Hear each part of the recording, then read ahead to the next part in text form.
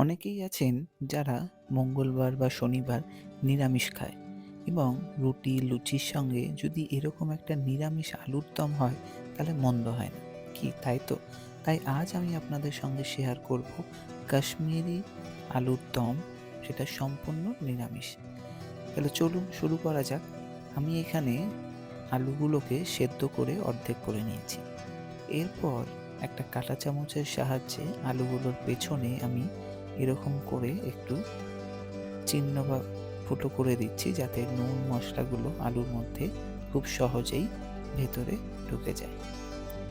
এরপরে কড়াইতে সর্ষের তেল দিয়ে আমি আলুগুলোকে হালকা লাল করে ভেজে নেব। আচ্ছা, তার মধ্যে দিয়ে দিলাম অল্প একটু নুন আর কাশ্মীরি রেড চিলি পাউডার। খুব অল্প পরিমাণে দিতে হবে। আচ্ছা, এরপরে এটা ভাজা হয়ে গেলে আমি আলুগুলোকে সব তুলে নেব। দেখতেই পাচ্ছ আমার সমস্ত আলুগুলো ভাজা হয়ে গেছে। এবার একটি পাত্রে আমি তুলে রেখে দিচ্ছি।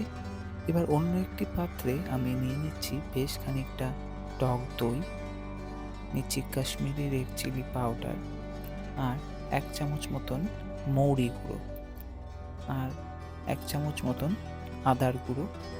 এই জিঞ্জার পাউডার তোমরা যে কোনো সুপার মার্কেটে পেয়ে যাবে, বাজারে বললেই হবে, কোনো অসুবিধা নেই। আচ্ছা, এরপরে এটাকে আমি ভালোভাবে ফেটিয়ে রেখে দিলাম।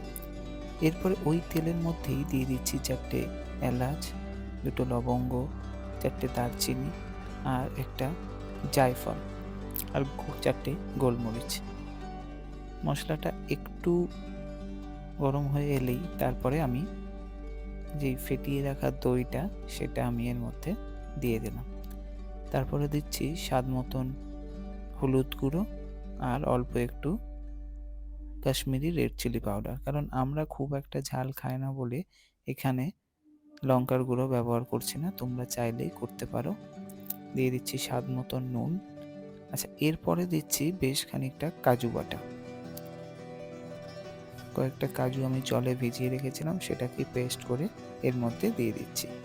এবার মশলাটাকে ভালো করে কষাতে হবে। দেখো মশলাটা প্রায় কষা হয়ে গেছে। এরপরে ভেজে রাখা আলুগুলো আমি এর মধ্যে দিয়ে দিচ্ছি। দিয়ে আবারও একবার ভালো করে নাড়াচাড়া করে নিতে হবে। আচ্ছা, এইটা খুব একটা গ্রেভি থাকবে না, তোমরা চাইলে করতেই পারো, কিন্তু এটা গা মাখা হলে বেশ ভালো লাগে। আচ্ছা, এরপরে একটু আমি দিয়ে দিলাম কাসুরি মেথি। আচ্ছা আচ্ছা, আমার এখানে হয়ে গেছে কাশ্মীরি আলুর দম। রুটি লুচি পরোটা সব কিছুর সঙ্গে কিন্তু তোমরা এটা সার্ভ করতে পারো।